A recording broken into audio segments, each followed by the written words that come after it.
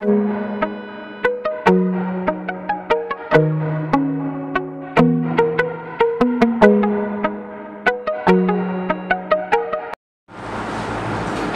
Friends and students, আমার প্রিয় ছাত্রছাত্রী ভাই বোনেরা, আমি আবার একটা ভিডিও নিয়ে উপস্থিত হয়েছি institute of academic and competitive English পরিচালিত এসবি এডুকেশন অ্যান্ড কেরিয়ার চ্যানেলে। তো আজ আমি স্পোকেন ইংলিশের আমাদের যে পার্ট চলছে পরপর তার আর একটা পার্ট দেব স্পোকেন ইংলিশের। আর আমাদের ডেসক্রিপটিভ ইংলিশের পার্ট চলছে, তার সঙ্গে সঙ্গে সামনের যে পরীক্ষাগুলো আছে clerkship part 2, ICDS part 2, miscellaneous part 2 এবং ডব্লিউসিএস পার্ট 2, তার যে রিটেন পার্টটা তার বাংলা ইংরেজি দুটো পরপর আমি ইয়ার বাই ইয়াই বছরের পর বছর যে প্রশ্নগুলো এসেছে প্রত্যেক বছর সেগুলো আলোচনা করব, প্লাস যেগুলো আসতে পারে এই রকম মানে প্রবাবিলিটি আছে এই রকম জিনিসগুলো নিয়ে আমি E2B, B2E, রিপোর্ট, রেসি, এসে এগুলো আমি নিজে হাতে করে দেখাবো কিভাবে করতে হয়। ছাত্রছাত্রীরা আশা করি উপকৃত হবে। তো আজকে আমি স্পোকেন ইংলিশের দেখাবো, স্পোকেন ইংলিশের একটা ক্লাস নেব। ওকে, তো আমরা আগের স্পোকেন ইংলিশের ক্লাসে কি দেখেছিলাম, কি শিখেছিলাম যে ইনডেফিনিট টেন্সে কীভাবে প্রশ্নগুলো করতে হয় এবং কিভাবে বলতে হয়। তো আমি বলে নিই, with a view two be skilled in spoken English or communicating English, one must have the idea of primary grammar, basic grammar. তো আমার গ্রামারের ক্লাসগুলো অর্থাৎ আমার টেন্সের ক্লাসগুলো, টেন্সটা he must or he or she must know the basic tense। তো টেন্সের ক্লাসগুলো পরপর আমি দিয়েছি, সেগুলো যারা স্পোকেন ইংলিশ বলতে চায় তারা অবশ্যই দেখবে পরপর ভিডিওগুলো, তাতে তার টেন্স সম্পর্কে আইডিয়া হয়ে যাবে এবং স্পোকেন ইংলিশ এবং রিটেন ইংলিশ লিখতে সুবিধা হবে। যাই হোক, আজকে বোর্ডের দিকে যাওয়া যাক। আজকে যেটা করাবো সেটা হচ্ছে প্রেজেন্ট কন্টিনিউয়াস টেন্সের উপরে, অর্থাৎ আমরা যে কথাগুলো বলি অর্থাৎ কন্টিনিউয়াস টেন্সের উপর কথা বলি। আমরা তো টেন্স বা কাল ছাড়া কথা বলতে পারি না। আমরা যদি বলি বাবা অফিস যাচ্ছেন, মা রান্না করছেন, ছেলেগুলি ফুটবল খেলছে, এগুলো হচ্ছে কন্টিনিউয়াস টেন্সের উপর। অর্থাৎ আমাদের কথা বলতে গেলে কি ভাবতে হবে, আগে আমাদের ভাবতে হবে বাংলায়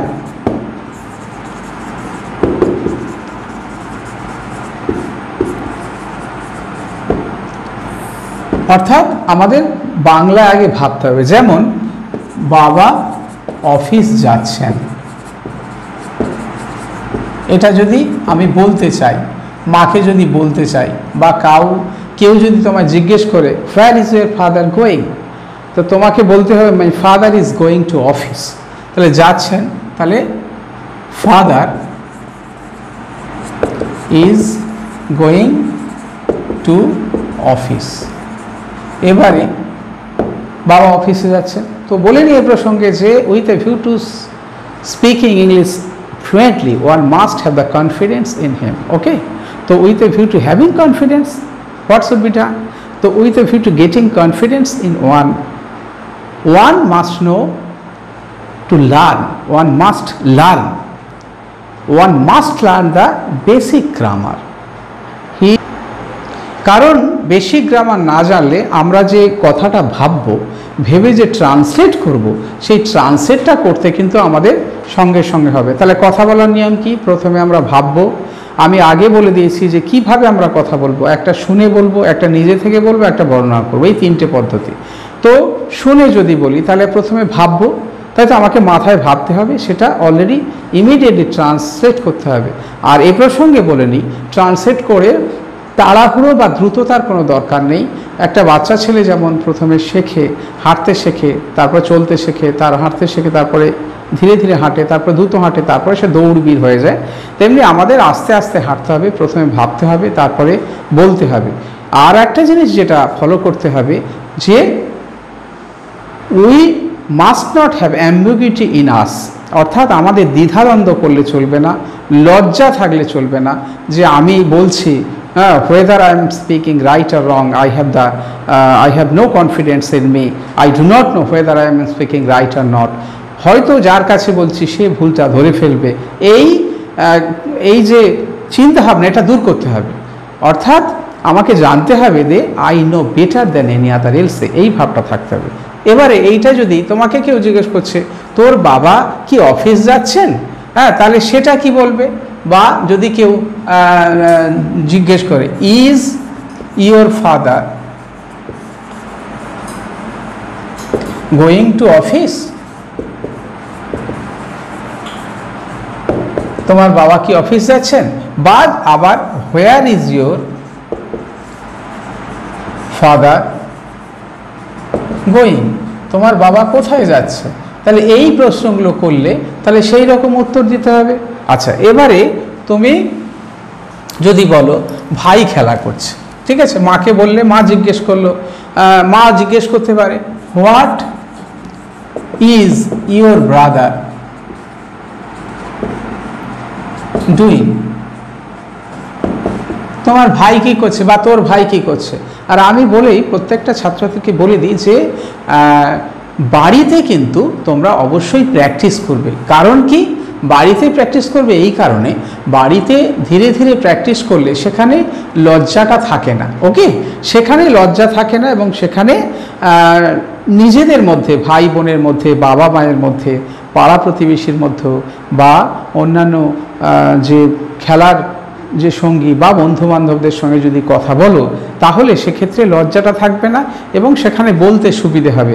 এবার সেখানে প্রথম প্রথম হয়তো অ্যাম্বিগুইটি থাকবে, সেখানে দ্বিধাদ্বন্দ্ব থাকবে, হয়তো ভাববে আমি ভুল বলছি, কিন্তু you keep on trying, you keep on speaking, you keep on telling, you will in this way be skilled one day. তাহলে এইটা যদি করতে থাকো একদিন এইভাবে কিন্তু তুমি স্কিল্ড হয়ে যাবে। ওকে, এটা কিন্তু প্র্যাকটিস করতে হবে, মনে রাখতে হবে। তাহলে তো মা জিজ্ঞেস করলো তোর ভাই কি করছে, তাহলে তুমি তখন বললে যে আমার ভাই খেলছে বা আমার ভাই খাচ্ছে বা আমার ভাই পড়ছে, তাহলে লিখবে ব্রাদার ইজ, কি হবে ভাই, ব্রাদার ইজ। তুমি মনে মনে ভেবে নেবে যে এটা কন্টিনিউয়াস টেন্স, তাহলে এটা ইজ হবে, এম ইজ আর আইএনজি হয়, অর্থাৎ এই জন্যই টেন্সটা থাকা দরকার। ব্রাদার ইজ প্লেইং, ভাই খেলছে, অথবা ব্রাদার ইজ রিডিং, পড়ছে, যা পড়ছে সেটা বললে, অর্থাৎ সেক্ষেত্রে তুমি উত্তরটা ইংরেজিতে দিতে পারলে। এবারে তুমি যদি জিজ্ঞেস করো ভাই কি পড়ছে, মা ভাই কি পড়ছে, তাহলে মম, তুমি কি লিখবে মম, তাহলে কি লিখবে জিজ্ঞাসার জন্য, তাহলে আগে নর্মাল অ্যাসার্টিভ সেন্টেন্সটা করে নাও বা পজিটিভ সেন্টেন্স, ভাই পড়ছে, তারপরে অক্সিলারি ভার্বটাকে আগে নিয়ে চলে আসবে,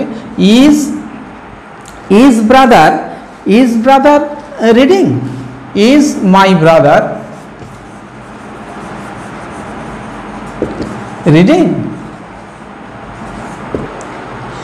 You have to remember in mind, তোমাদের মনে রাখতে হবে যে spoken English is very much needed in respect of government service and respect of speaking to other persons. Okay, কারণ কি আজকাল বড় বড় বিশেষ করে WBCS, IAS, মিসলেনিয়াস এই সমস্ত চাকরির পরীক্ষার ইন্টারভিউগুলো সবসময় স্পোকেন ইংলিশের বা কমিউনিকেটিভ ইংলিশে দিতে হয়। whenever the interviewers views in English, অর্থাৎ যখনই ইন্টারভিউয়াররা ইংরেজিতে বলবে তখন তোমাকে কিন্তু উত্তর দিতে হবে, না হলে সেক্ষেত্রে ডিসকোয়ালিফাইড হয়ে যাবে। আর তাছাড়া সরকারি কাজকর্ম সবসময় ইংরেজিতে করতে হবে এবং সেই জন্য তোমাকে স্পোকেন ইংলিশটা জানা দরকার with a view to communicate with others in higher level. তো হায়ার লেভেলের ক্ষেত্রে এই স্পোকেন ইংলিশটা জানা দরকার। আর যারা প্রাইভেট কোম্পানি বা এমএনসিতে চাকরি করে তাদের তো বটেই এগুলো জানতে হবে, কারণ সেখানে ইংরেজিটাকে যথেষ্ট গুরুত্ব দেওয়া হয়, আর ইন্টারন্যাশনালি কাজ করতে গেলে সেখানে তো করতেই হবে। তো সেই জন্য আমাদের স্পোকেন ইংলিশটাকে কিভাবে লিখতে হয় বা কিভাবে বলতে হয় সেটা একটু জানতে হবে। একটু লেখা জানা থাকলেই বলতে পারবে। তাহলে mom is my brother reading, অর্থাৎ ভাই কি পড়ছে। আচ্ছা, এইভাবে যখন কোনো বর্তমানে কাজ চলছে এই রকম কথা বলবো সেক্ষেত্রে কিন্তু আমরা জানি অ্যামিজ আর আইএনজি হবে সেই রকম। এবারে যদি অতীতকালে হয়, এই অনুযায়ী টেন্সটা অতীতকালে যদি হয়, তুমি কি আগামীকাল স্কুলে যেতে থাকবে, তাহলে অতীতকালে কি হবে, will you be going to school tomorrow, তুমি কি আগামীকাল স্কুলে যেতে থাকবে। এবার আমি যদি বলি যাবে, indefinite tense will you go, আর যেতে থাকবে উইল ইউ বি গোয়িং, এইটা মনে রাখতে হবে। এবারে যেতে থাকবে, এবারে যদি এটা অ্যাসার্টিভ না করি তাহলে ইউ উইল বি গোয়িং। আর যদি নেগেটিভ করি you will not be going, এখানেও will you not be going, এখানে নট হবে, তাহলে নেগেটিভ হয়ে গেল, পজিটিভ হয়ে গেল, will you not be going to school tomorrow, okay, অর্থাৎ ফিউচার টেন্স হয়ে গেল। এবার আমি যদি অতীতকালে কেউ জিজ্ঞেস করি, হ্যাঁ গতকাল কি তিনি এখানে আসছিলেন, তাহলে আমি যদি জিজ্ঞেস করি ওয়াজ হি কামিং হেয়ার ইয়েস্টারডে,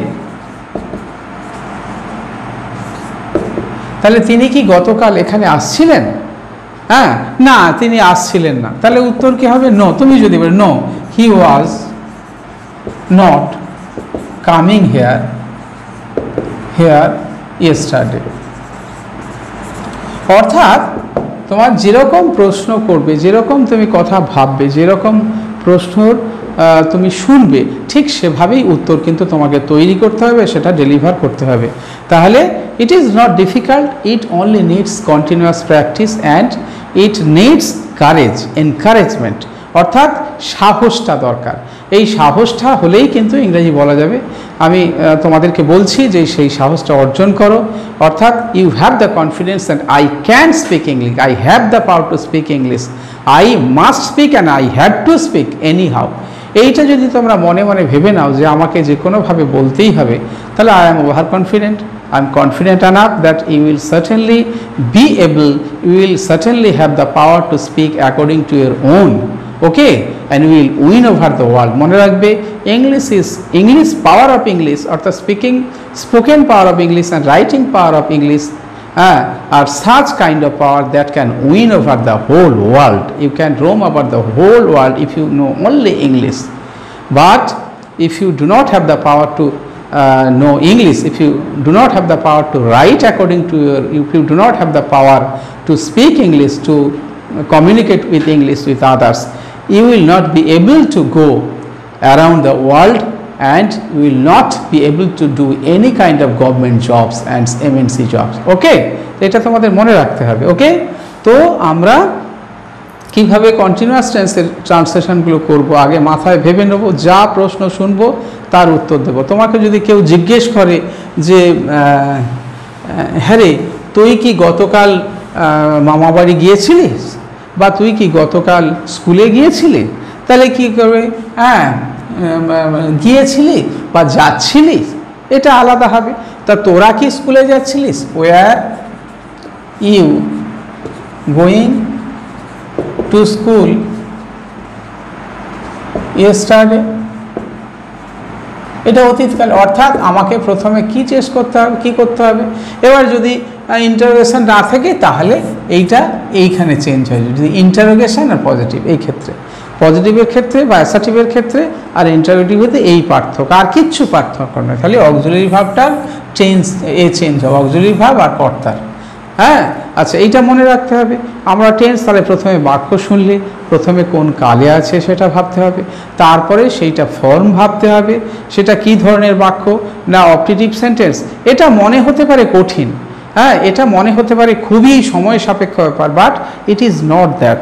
এটা যদি ধীরে ধীরে রপ্ত করে নেওয়া যায় তাহলে কিন্তু ইজিলি স্পিক করা যাবে, সেখানে you will not feel any difficulty at all. I think, আমার মনে হয় তোমাদের কোনো অসুবিধা হবে না, you will be able to speak English easily, okay. তো প্রথমে তাহলে টেন্সটা ঠিক করে নিতে হবে, কালটা এবার অতীতকালে আছে না বর্তমানকালে আছে ভবিষ্যৎকালে আছে এটা ভাবতে হবে, তারপর কোন টেন্সে আছে সেটা ভাবতে হবে, এটা যেহেতু কন্টিনিউয়াস টেন্সে কন্টিনিউয়াস ফর্ম বাকি সেই অনুযায়ী বলতে হবে, এবং যেরকম বলবে সেই জন্য দুজনের কনভারসেশন, অর্থাৎ দুই বন্ধুর, বাবা মা, ভাই বোন, অন্যান্য বন্ধু বান্ধব, এদের সাথে কথোপকথন করা কিন্তু খুবই দরকার। বাড়িতে তোমরা whenever you will be at home you will try to speak, তুমি এটা মনে রাখতে হবে যে আমি ইংরেজি ছাড়া কিছু বলবো না, আমি যা কিছু বলবো ইংরেজিতে বলবো, তাহলে আমার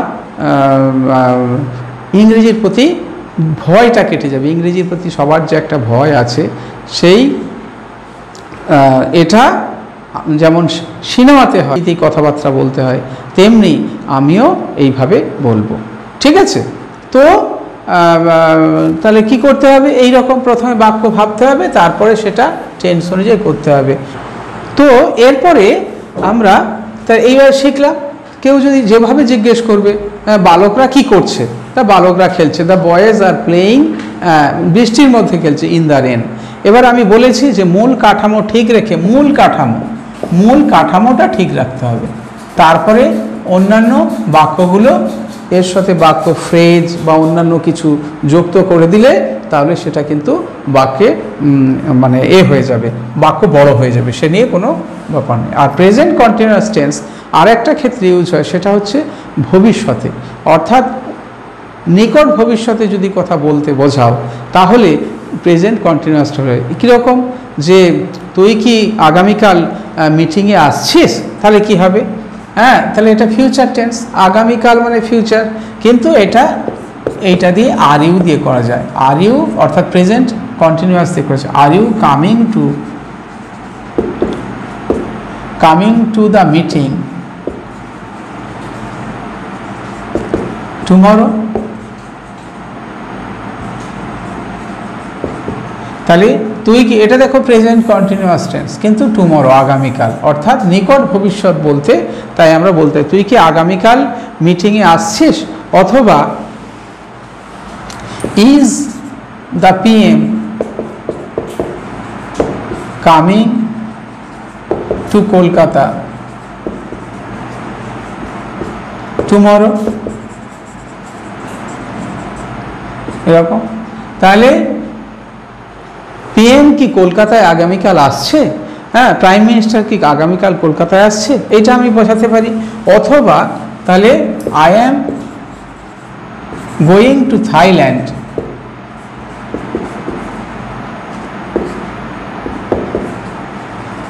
for a tour next month. আমি যদি বলি আমি আগামী মাসে থাইল্যান্ডে ট্যুরে যাব, তাহলে সেখানেও আই অ্যাম নেক্সট মাস মানে অনেক দিন, 30 দিন হতে পারে। তাহলে 30 দিন পরের ঘটনা, 30 দিন আগের পরের ঘটনাটা আমি কিন্তু প্রেজেন্ট কন্টিনিউয়াস টেন্সে করলাম, অর্থাৎ প্রেজেন্ট কন্টিনিউয়াস টেন্সে এটা ভবিষ্যৎকালের ঘটনা, কিন্তু তবুও যেহেতু নিকট ভবিষ্যৎ তাই প্রেজেন্ট কন্টিনিউয়াস টেন্সে হবে। তেমনিভাবে সমস্ত বাক্য বলা যায়, তুই আগামীকাল কি স্কুলে আসছিস, হ্যাঁ, তুই কি আগামীকাল খেলতে যাচ্ছিস, হ্যাঁ, খেলতে আসছিস তো, আগামীকাল খেলতে আসছিস তো, তুই আগামীকাল খেলতে আসছিস তো, বা জিজ্ঞাসামূলক বা পজিটিভ, অর্থাৎ দেখা গেল এই কথা ভবিষ্যৎ কালেও ব্যবহার করা যায় প্রেজেন্ট কন্টিনিউয়াস টেন্সে। তাহলে সেক্ষেত্রে বাক্যটা প্রেজেন্ট টেন্সের মধ্যে ট্রান্সলেশন হবে এবং কিন্তু বোঝাবে ভবিষ্যৎ। তাহলে কথা বলার ক্ষেত্রে আমরা কি সাম আপ করলাম না, কথা বলার ক্ষেত্রে আমরা যখনই বর্তমানে হয়ে চলেছে এই রকম যদি কথা বলতে চাই, শুনে সেই মতো উত্তর দিতে হবে, এবং সেক্ষেত্রে টেন্সের নিয়ম অনুযায়ী অ্যাম, ইজ, আর বা ওয়াজ, ওয়্যার বা উইল বি, শ্যাল বি, এখানে তিনটে খেয়াল রাখতে হবে। অ্যাম, ইজ, আর প্রেজেন্ট টেন্সে, ঠিক আছে, ওয়াজ, ওয়্যার পাস্ট টেন্সে, আর শ্যাল বি আর উইল বি ফিউচার টেন্সে। এই তিনটে মনে রাখতে হবে। যে আমি কন্টিনিউয়াস টেন্স বললাম, এরপরে তার ভার্বের আইএনজি হবে, এরপরে সব ভার্বের আইএনজি, পরে ভার্বের আইএনজি, তারপরে ভার্বের আইএনজি। এটা নিয়মটা আমি আগে দেখিয়েছি, তবু জাস্ট একটু হালকাভাবে বলে দিলাম। ওকে, তাহলে are you coming tomorrow, are you coming tomorrow in the swimming, are you coming to swimming tomorrow, এইভাবে। হ্যাঁ, সে কি করছে, হোয়াট ইজ হি ডুইং, এইভাবে আমাদের বাক্যগুলো শুনতে হবে, যে ধরনের বাক্য বলবে সেই ধরনের আমার উত্তর দিতে হবে। ওকে, তাহলে আমরা সাম আপ করলাম কি, প্রেজেন্ট কন্টিনিউয়াস টেন্সটা অর্থাৎ বলতে গেলে অ্যাম, ইজ, আর, ওয়াজ, ওয়্যার বা শ্যাল বি, উইল বি দিয়ে আইএনজি হবে, এবং কথা শুনে সেই মতো উত্তর দিতে হবে। আগে শুনতে হবে, তারপর ভাবতে হবে, তারপর উত্তর দিতে হবে, যেরকম কথা হবে। তাহলে এই কঠিনগুলো আমি যে বললাম, are you going is he coming, is mother cooking, is father going to office, এগুলো কিন্তু কঠিন নয়, কোনো কঠিন ওয়ার্ড নয়। সিম্পলভাবে আমরা মোটামুটি মোরাললেস জানি, সেগুলোকে সাজিয়ে বলতে হবে। ওকে। আর ফিউচার টেন্সের ক্ষেত্রে শ্যাল বি উইল বি করে বসাবো। অর্থাৎ যে আমাদের কি করতে হবে না, আমরা কথা বলার ক্ষেত্রে প্রথমে শুনবো, তারপরে বলবো, এইটা একটা, তারপরে নিজে থেকে বলবো, কাউকে জিজ্ঞেস করব, আর ডেসক্রিপশান বর্ণনা দেয়। তিনভাবে বলবো, তিনভাবে বলে আমরা আমাদের কথাটাকে এক্সপ্রেস করব। সুতরাং আমরা আজকে শিখলাম এই কন্টিনিউয়াস টেন্সটা কী করে করতে হয়, এবং পরবর্তী ক্ষেত্রে আমরা আরও শিখব যে পারফেক্ট টেন্সে কথাগুলো কি করে বলতে হয়, তারপর পারফেক্ট কন্টিনিউয়াস টেন্সে বলতে হয়। এগুলো পরে আমরা সাম আপ করে টোটাল কিভাবে কথা বলতে হয়, কথা শুনে আগে পার্ট করে শিখে নিই, তারপর টোটাল কিভাবে কথা বলতে হয় আমি ধীরে ধীরে আলোচনা করব। তো আজকে এই পর্যন্ত। এই ভিডিওটা যদি ভালো লাগে তাহলে তোমরা লাইক করবে, শেয়ার করবে, কমেন্ট করবে এবং সাবস্ক্রাইব করবে, এবং বেল আইকনটা ক্লিক করে পরবর্তী ভিডিওগুলো পাওয়ার জন্য অবশ্যই সাবস্ক্রাইব করবে। আর আমাদের ডেসক্রিপশান বক্স আছে ভিডিওর নিচে, ওখানে গিয়ে আমাদের সঙ্গে যোগাযোগ বা যদি কোনো প্রয়োজন থাকে যোগাযোগ করতে পারো। তাছাড়াও আমরা ফেসবুকে আছি, টেলিগ্রাম চ্যানেলে আছি, যে কোনো ধরনের প্রয়োজনে আমরা সাহায্য করতে পারি। আমি বিশেষ করে তোমাকে সাহায্য করতে পারি তোমাদের, এবং অসুবিধে হয় যদি কোনো ধরনের বলতে গেলে, লিখতে গেলে আমার সঙ্গে যোগাযোগ করতে পারো। ওকে। তো আজকে এই ভিডিওটি দেখার জন্য আবার ধন্যবাদ জানিয়ে আজকে সে মতো শেষ করছি।